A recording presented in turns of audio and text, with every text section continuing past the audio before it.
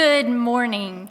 Welcome to Westside Unitarian Universalist Church, where compassion leads us to work for justice and equality. I'm glad you came today.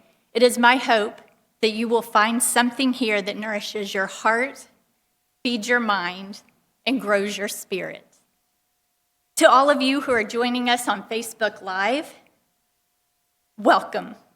Keep an eye out for our weekly email for updates on our ongoing reopening, as well as how to access our service online each week. My name is Jana Kennard, and I am your worship associate this morning. Be you a spiritual seeker, an atheist, or a theist, whether you find inspiration in the great books or the great outdoors, or great conversations, all are welcome in our inclusive congregation. To newcomers and old friends both, together we say, welcome.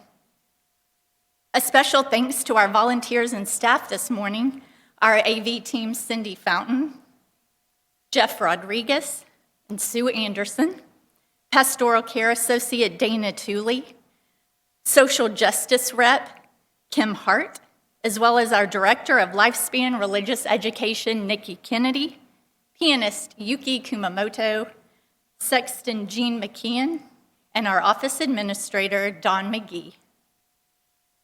As most of you are aware, our board made a tough but necessary decision to close in-person services for at least the month of January and into February. Tarrant County is once again under extremely high conditions for the spread of COVID-19. And while we miss gathering in person, we know this is the safest path forward.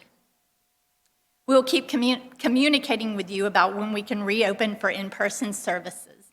We will make announcements on Sunday mornings and send emails as we know more. Our speaker in the virtual pulpit today is our very own Tanner Trask, and he'll be reading A Broken Promise on Widening What the American Project Means, written by Reverend Gregory Pelley, minister at Unitarian Universalist Society of Mill Creek in Delaware, and graciously shared with us through the February Soul Matters worship packet. Please make yourself comfortable during the service. Sit, stand, rock, wiggle, or be quiet as a church mouse. But please virtually gather close as we listen to this morning's prelude.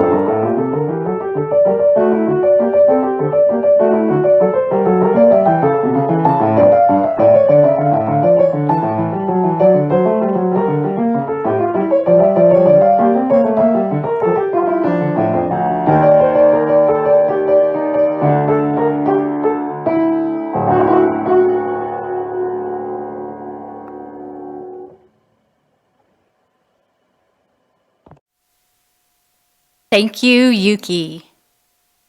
Our opening words are written by Reverend Viola Abbott, minister at Coastal Virginia Unitarian Universalists in Virginia Beach, Virginia. She is currently a member of the Journey Toward Wholeness Transformation Committee of the UUA and the board of UU Wellspring, Inc. Toward a place of wholeness. We are Unitarian Universalists. When we lift up our 7 principles, some of us think of them as a form of theology, but they are more important to our collective than that. They do not tell us what we should believe. They tell us how we should be. They tell us how we should act in the larger world and with each other. We are brought here today by the fact that Unitarian Universalism has fallen short of the image that was presented to the world and to many of those who embrace this religion. But we are also brought here today by the truth that Unitarian Universalism has shifted course to move toward a place of wholeness, a place that perhaps never existed for us as a denomination. It has been a long and sometimes unforgiving road to today, but we are here today because we are mindful of that past and because we have hope for the future. We want the practice of this faith to be a fulfilling manifestation of its promise. Open your hearts, seek new ways of understanding. Come, let us worship together.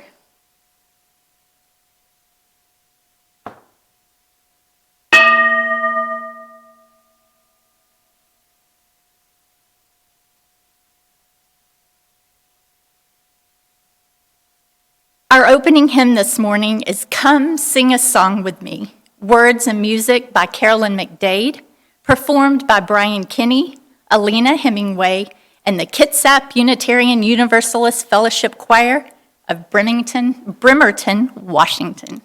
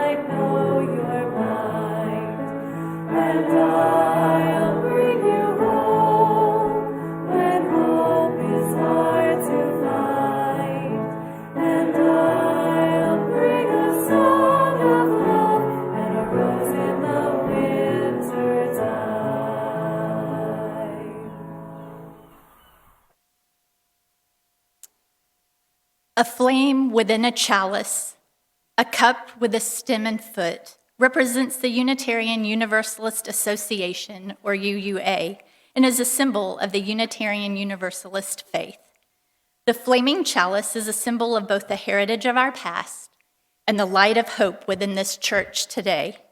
If you have a chalice at home, please light it with me.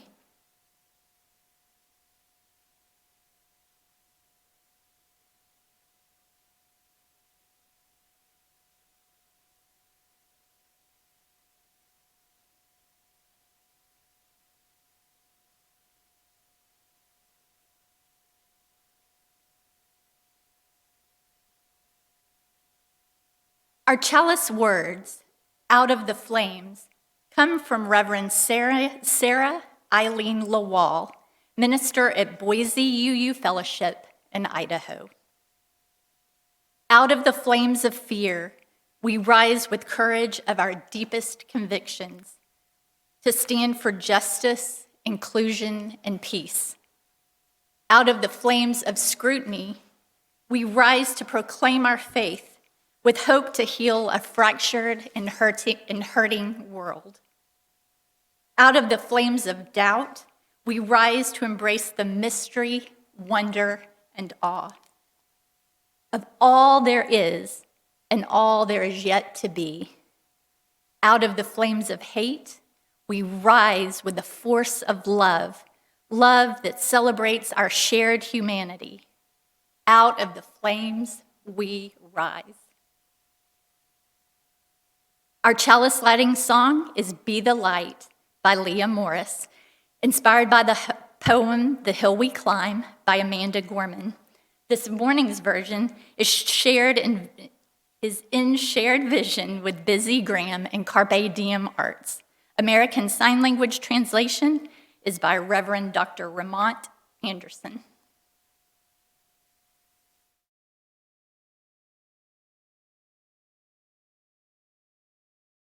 There is always a light. When we're ready to see it, there is always a light.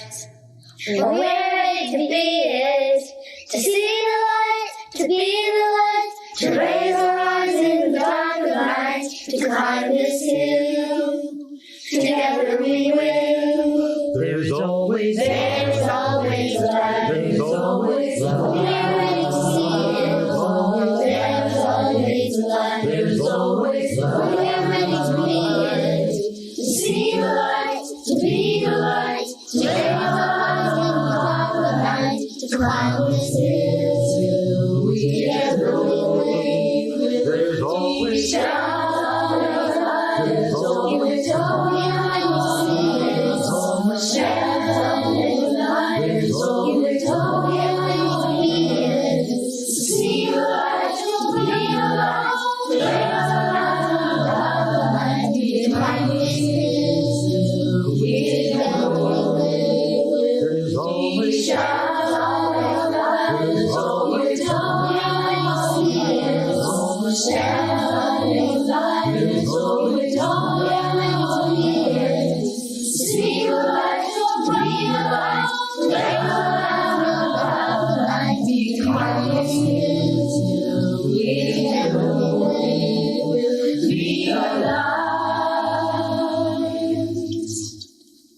Shine your light in the darkness. Shine your light in the darkness. To see the light, Let to your be the light, to bright raise our eyes in the dark of burn night, and be to a climb this hill. in Together the we will. world. Shine your light in the darkness. Shine your light in the darkness. Let your bright heart burn out loud. Be a girl in the world.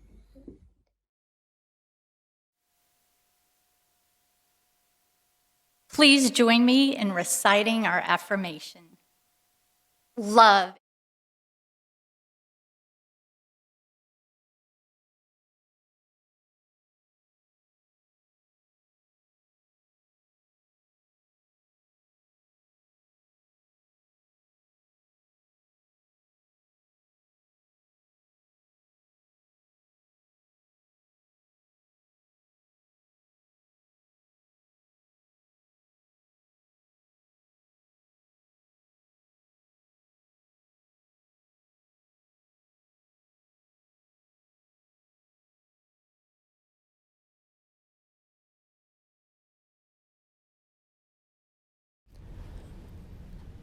The Three Wise Women by Megan Matheson. Once there were 3 wise women. Their names were Patrice, Opal, and Alicia. They were wise because they started to notice something. They started to notice that unfair and scary things were happening around them. They were wise because when they noticed this, they spoke out and they did something about it. Alicia was upset when she heard about black people being treated unfairly. She heard about an African American boy who was killed, and she thought, I have a brother and he is black. Does his life matter?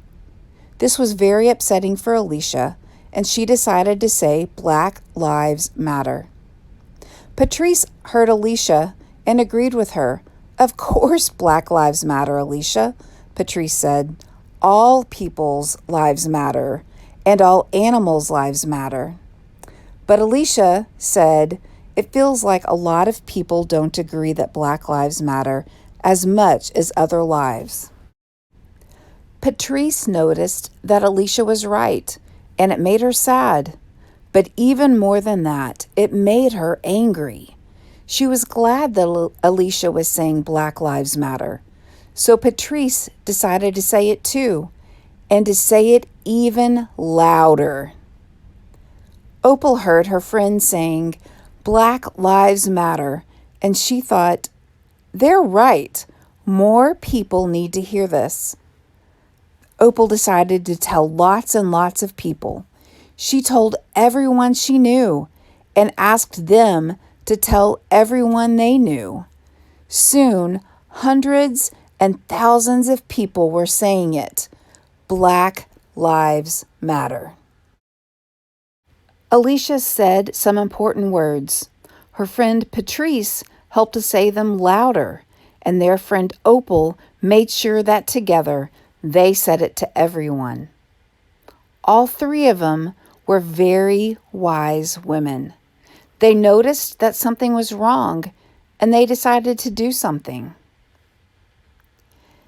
The three wise women all did different things, and they all helped each other so that today there are signs and bumper stickers and lots of people all over the world saying, Black Lives Matter. Will you say it with me? Black Lives Matter. Will you say it again with me even louder? Black Lives Matter.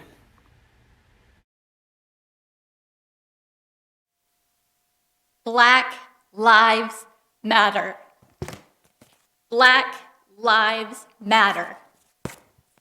Black Lives Matter.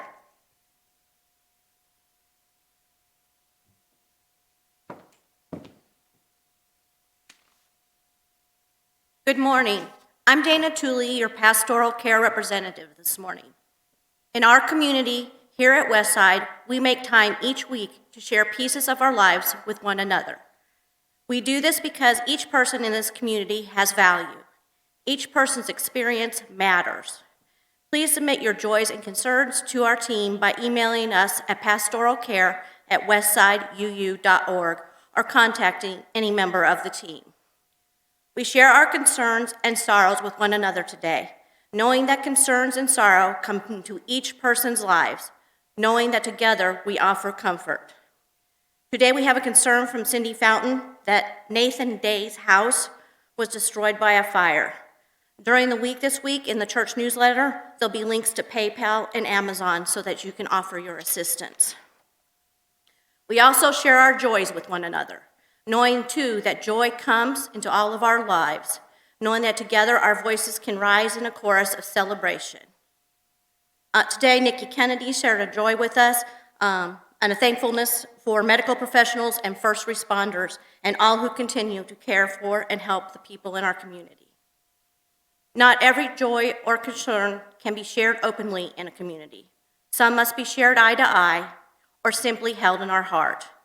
We further recognize that some do not have voices with which to speak the depth of their pain or the height of their celebration. We make space each week for musical centering, knowing that the life and experience of every person matters, and together our lights shine brighter. As we hold all of our joys and concerns among us, both those spoken and unspoken, let us center to meditation on breathing, performed by Yvonne Haskin.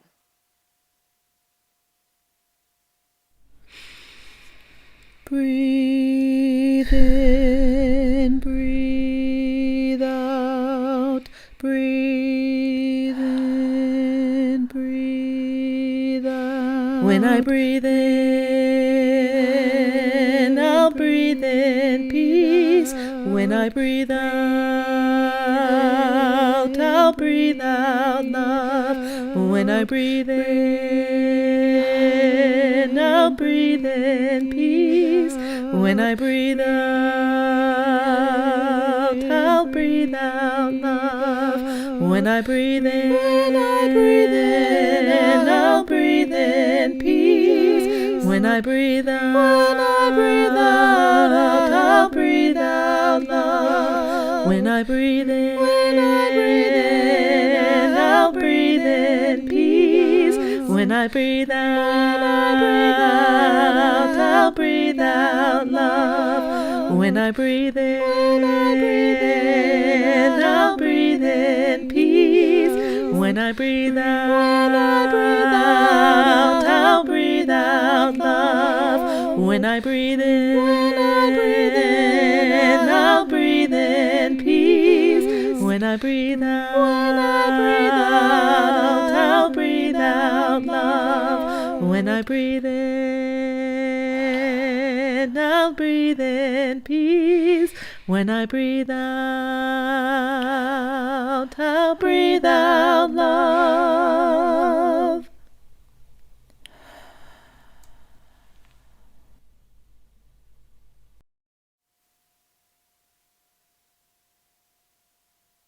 I invite you to relax your mind and body and join in a time of meditation. It will begin with a pastoral introduction before we move into silence. Our prayer bowl will sound to signal the start of your own meditation, prayer, or reflection, and it will sound again at the end.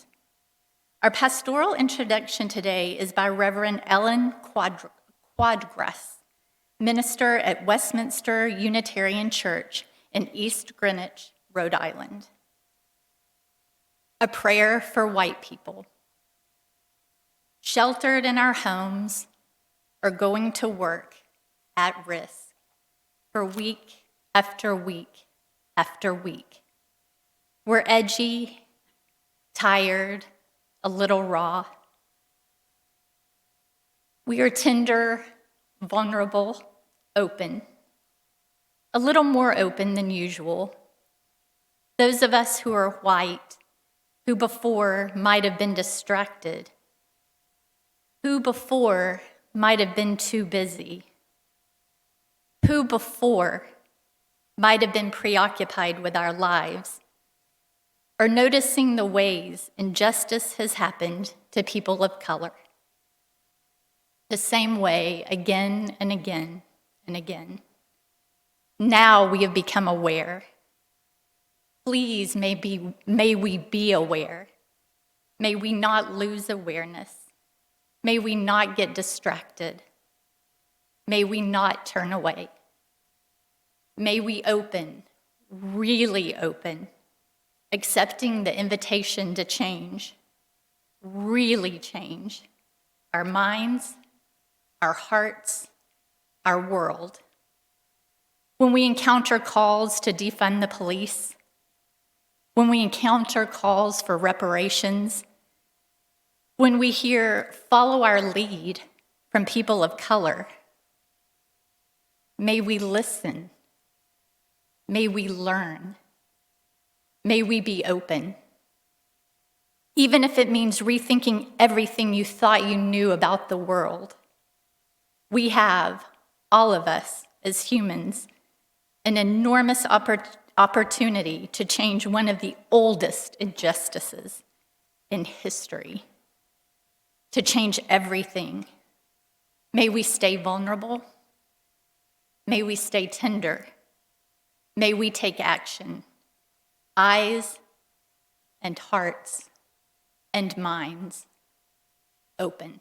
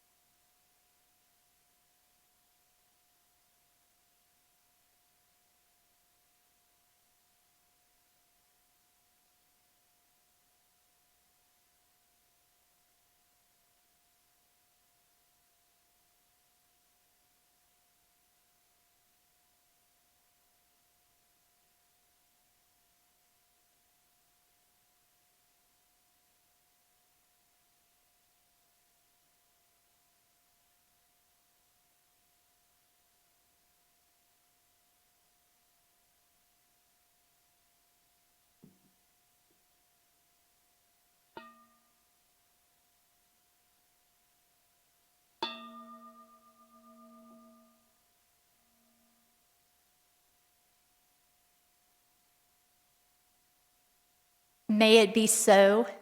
Blessed be, and amen.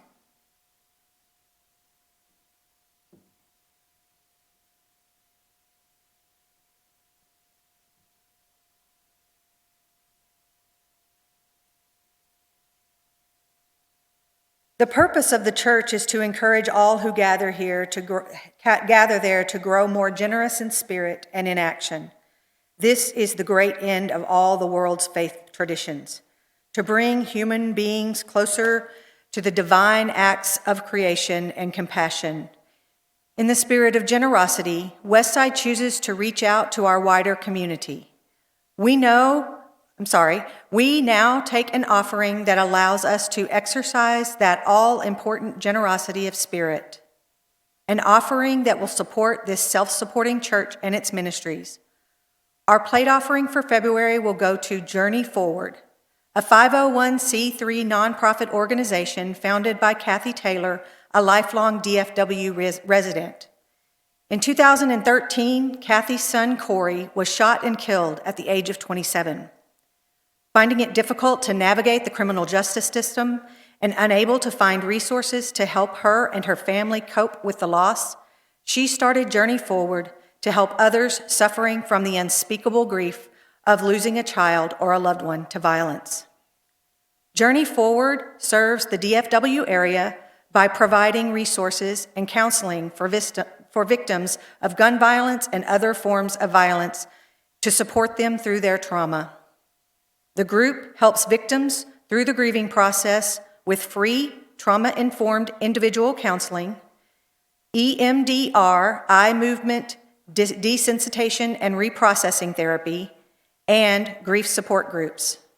Services also include assisting victims and families with navigating the criminal justice system. Journey Forward provides youth outreach through their educational curriculum in partnership with schools, churches, and community youth programs. This workshop teaches leadership through nonviolent intervention to youth experiencing and coping with violence. Its goal is to interrupt gun violence in our communities.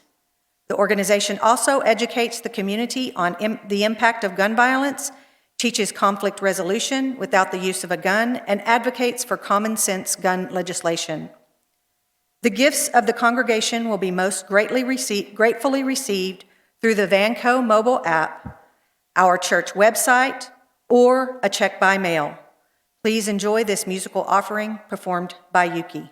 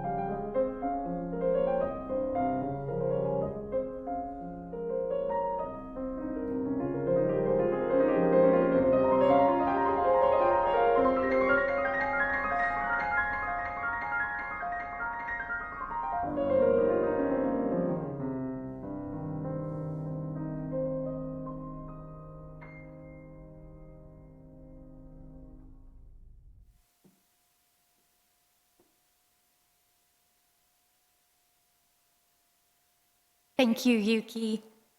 The gifts of the congregation will be most gratefully received. Sorry, I think we just read that part. Thank you for putting into practice the spiritual virtue of generosity. Our giving connects us to the wider web of our community. And now I welcome Tanner Trask to the virtual pulpit to read A Broken Promise by Reverend Gregory Pelley. Good morning, everyone. I'm going to be reading a reflection that was originally written by the Reverend Gregory Pelley. He delivered it on Sunday, September the 20th, 2020, at the Unitarian Universalist Society of Mill Creek.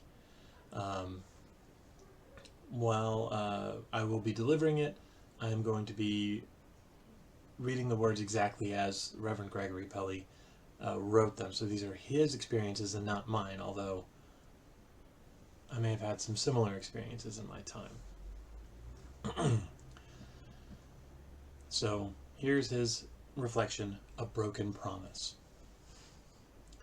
In high school, my history teacher's name was Mr. Smith. Actually, I had two history teachers in high school, and they were both named Mr. Smith and unrelated to each other. One of the Mr. Smiths reminded me of how I imagined Abraham Lincoln, albeit much shorter.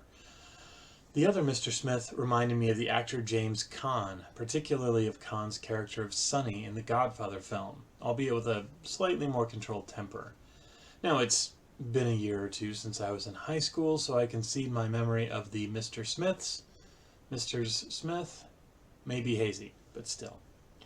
From the Mr. Smiths, I learned about American history, the American Constitution and government, as well as Arizona history. I went to high school in Arizona, and the Arizona history class was state mandated.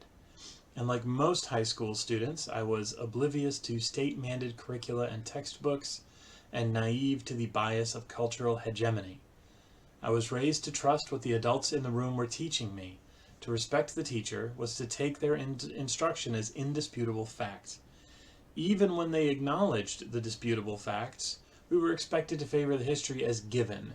History is written by the victors. All men are created equal, my newfound hero, Thomas Jefferson, penned. And we were taught that by all men he meant all women too, men being, apparently at the time, the gender-neutral term for human being.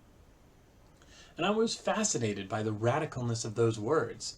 Apparently, at least according to Mr. Smith, no one had ever claimed that before. And we the people? Whoa, a form of government that derives its authority from the consent of the governed? How radically cool was that? It makes so much sense.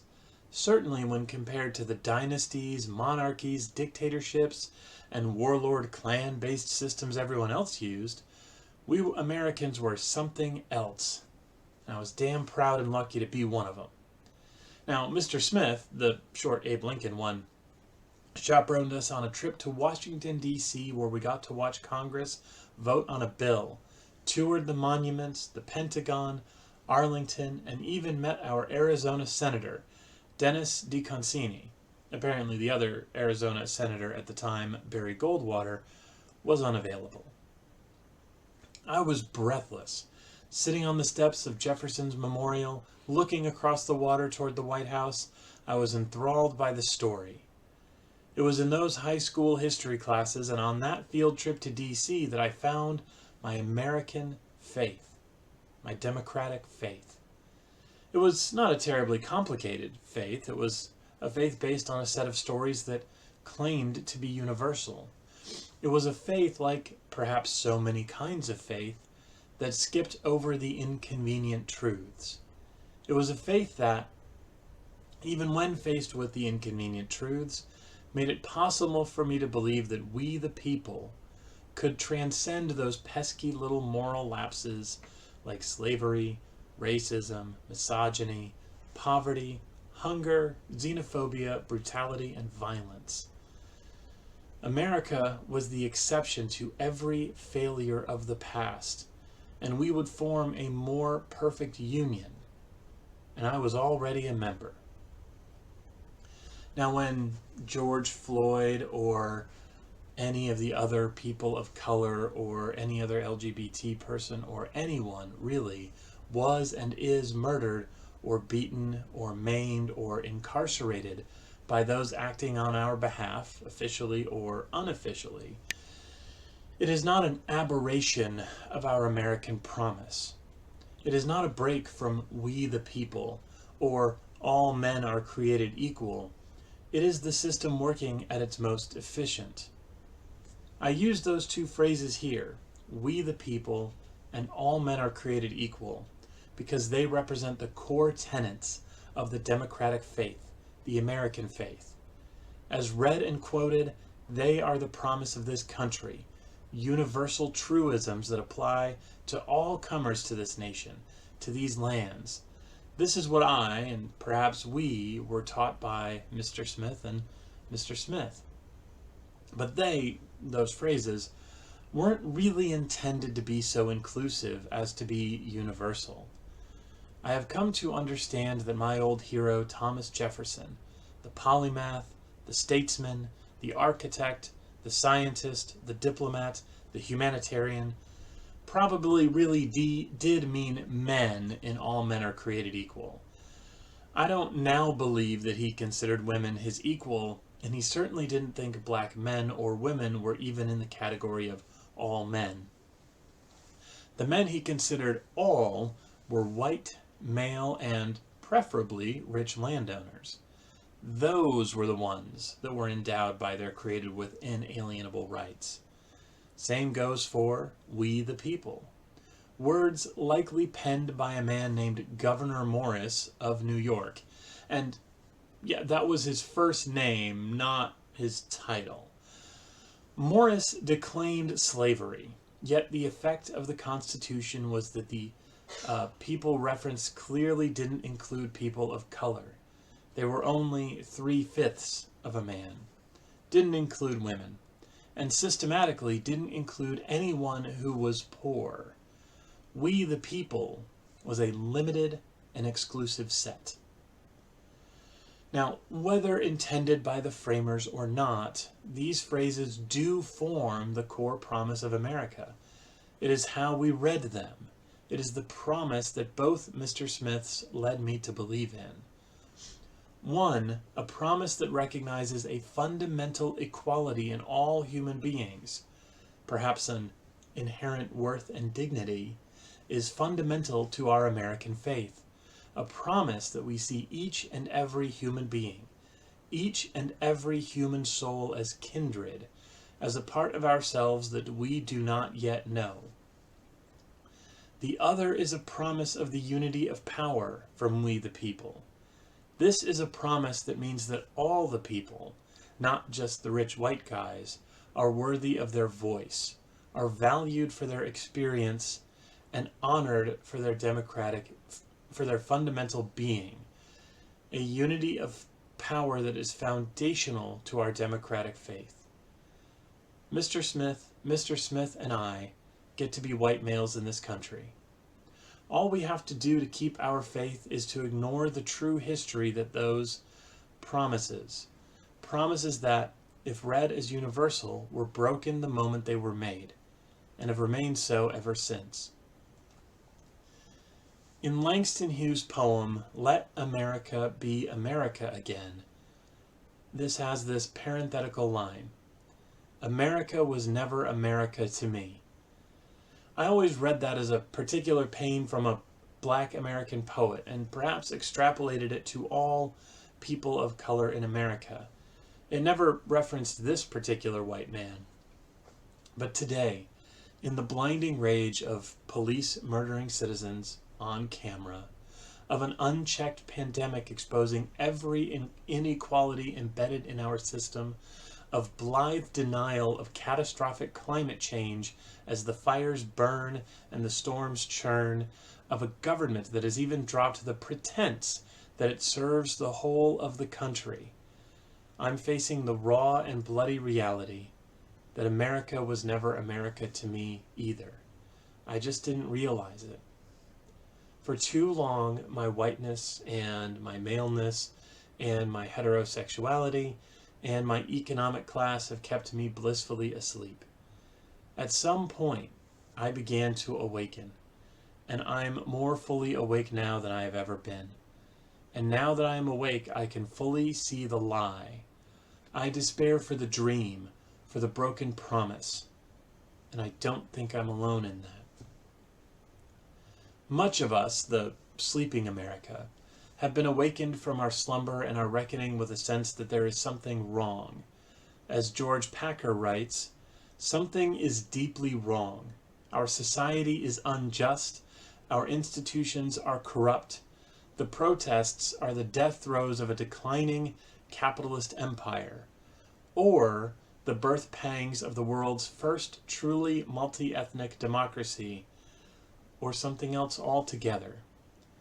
And we find ourselves wrestling with three fundamental questions, and these were articulated by Maurice Mitchell in The Atlantic. Who am I in relation to my society? What is the role of government? And what does an economy do? In wrestling with these questions, we are seeking to revive, to renew those promises clumsily written into our founding mythology. We seek a renewal of our democratic faith, a faith like the one Mr. Smith and Mr. Smith inculcated in me, but without the lies. This renewal will go far beyond the coming election. This election is merely a moment to slow the plummet of our democracy, a chance to staunch the hatred and division just enough to keep the possibility of the promise alive. It won't repair the lie, the broken promise. At best, it will remind us that we, the people, are still possible, that America can be America for everyone, without exception. Everyone. And you have often heard of Unitarian Universalism as a covenantal faith, and at least I hope you have. It's a faith built on making and keeping promises to each other that give us a freedom to search for meaning in this life. I have found, it turns out, that making a covenant is pretty easy. It just takes a bit of courage, a bit of openness, and an open heart to make those promises that form our covenants. And those covenants work pretty well to govern and guide our transformations, right up until the moment the promises are broken, when we retreat to our corners of self-righteousness, fear, hurt, or shame. But if there is any truth to our way of being religious, when we claim that it matters not if you believe in God, or no God, when we value justice over order, when we claim that love is our life-formative voice, mattering not from where love is offered nor to whom we offer it, then the making of covenant is not what is important. It is the remaking, the repairing, the renewal of the covenant that is what matters, what gives us power, what is perhaps the highest expression of love. And it is hard enough to renew a covenant between two people, harder still to renew one between 150 people. And what is required of us now, what is demanded of us now, what our faith, both Unitarian Universalist and American Democratic faith, calls us to is a renewal of our covenant with the 330 million people who are created equal, endowed with rights to life, liberty, and happiness, and who are the we in We the People. Writing in The Atlantic, George Packer describes the task of the renewal of America. It will be like a complex medical rescue that requires just the right interventions, in just the right sequence, at just the right speed.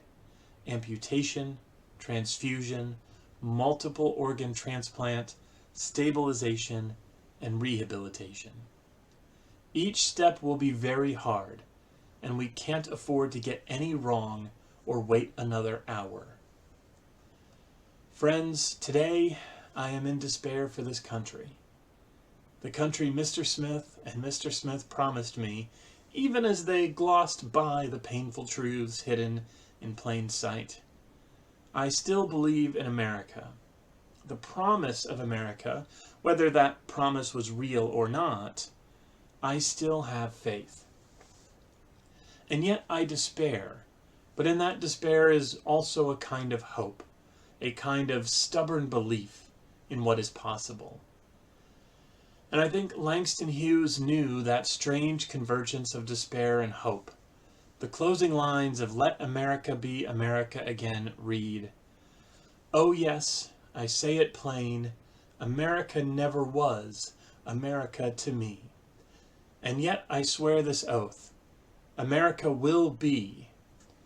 Out of the rack and ruin of our gangster death, the rape and rot of graft and stealth and lies, we, the people, must redeem the land, the mines, the plants, the rivers, the mountains and the endless plain, all the stretch of these great green states, and make America again. Amen." Thank you again to Reverend Pelley. Thank you again to all of you for being here this fine Sunday morning. Take care.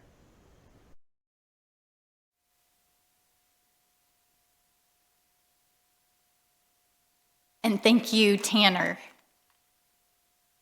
Our closing hymn today is Gather the Spirit, words and music by Jim Scott and performed by Alina Hemingway and Mike Menifee of the Kitsap Unitarian Universalist Fellowship.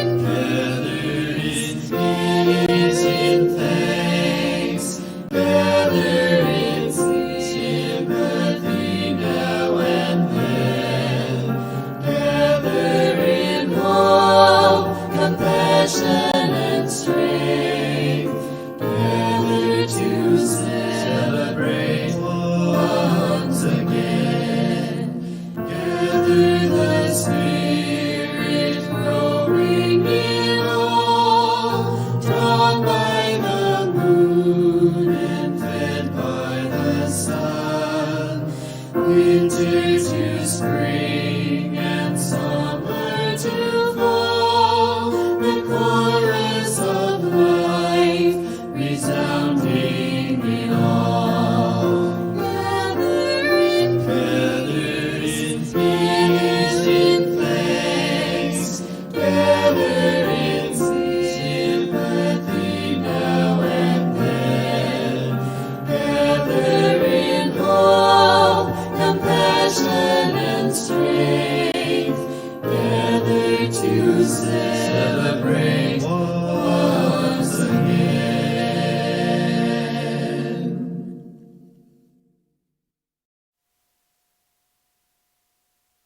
Our closing words for today come from Reverend Dr. Audette Fulbright Folson, Associate Minister at the Unitarian Church of All Souls in New York City.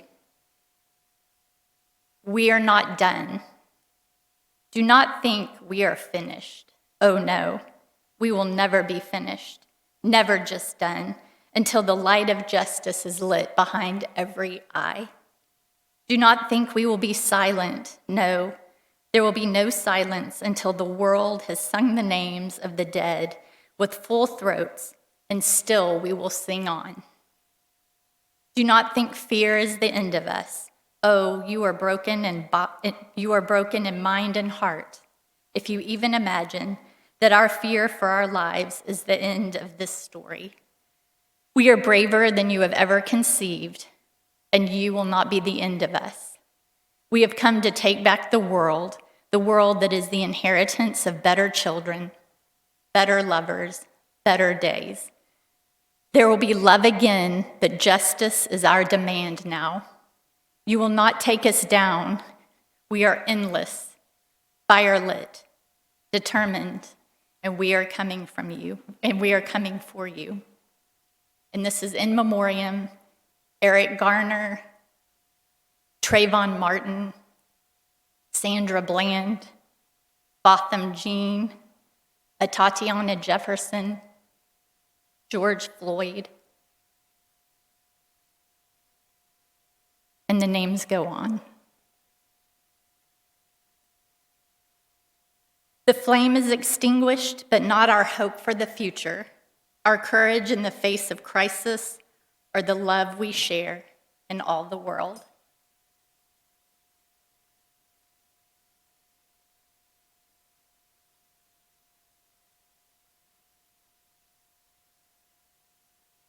Join me in the congregational closing.